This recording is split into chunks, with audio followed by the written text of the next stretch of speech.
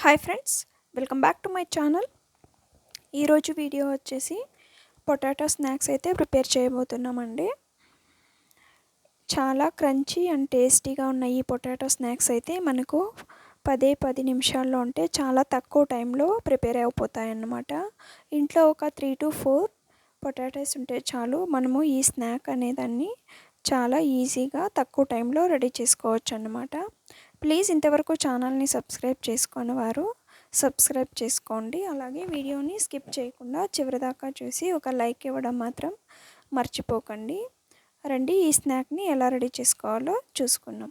First step అయితే ఒక cooker తీసుకొని పీలప్ చేసుకున్న ఒక 3 to 4 పొటాటోస్ని వేసుకొని వాటర్ పోర్ చేసుకొని ఒక విజిల్ అయితే తెప్పించుకోవాలన్నమాట. అంటే స్మాష్ చేసేకి అవైలబుల్గా ఉండేలాగా 1 లేదా 2 విజిల్స్ని తెప్పించుకోవాలన్నమాట. ఇప్పుడు వాటర్ని సపరేట్ చేసి ఒక గిన్నె తీసుకొని ఇలా మనం స్మాష్ చేసుకోవడానికి ఈజీగా ఉండే ఒక ఏదైనా తీసుకొని మనం ఇలా నీట్గా చేసుకోవాలి. ఇలా ఉంటే ఏంటంటే మనకు స్నాక్ అనేది నీట్గా వస్తుంది, ఎక్కడ మనకు ఇది లేకుండా స్మూత్గా ఉంటుందన్నమాట పిండి అనేది. ఇప్పుడు ఉప్పు, కారం, జీలకర్ర పొడి, అలాగే 2 టేబుల్ స్పూన్ కార్న్ఫ్లోర్ వేసుకొని మనం మెత్తగా ముద్దలాగా రెడీ చేసుకోవాలన్నమాట. చూడండి, ఇలా మెత్తగా ముద్దలా రెడీ అయిన తర్వాత చేతికి ఆయిల్ అనేది అప్లై చేసుకొని మనం ఈ షేప్లో రెడీ చేసుకోవాలన్నమాట. షేప్ అన్నది మీ విష్ అండి, మీకు ఎలాంటి షేప్ కావాలో అలా ప్రిపేర్ చేసుకోవచ్చు.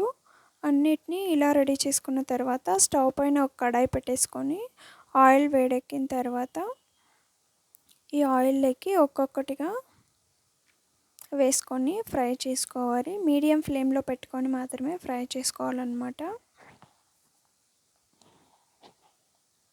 చూడండి, ఇలా బాగా డార్క్ గోల్డిష్ కలర్ వచ్చిన తర్వాత తీసేసుకోవాలి. మొత్తం అన్నిటినీ ఇలా వేసుకొని తీసేసుకోవాలన్నమాట.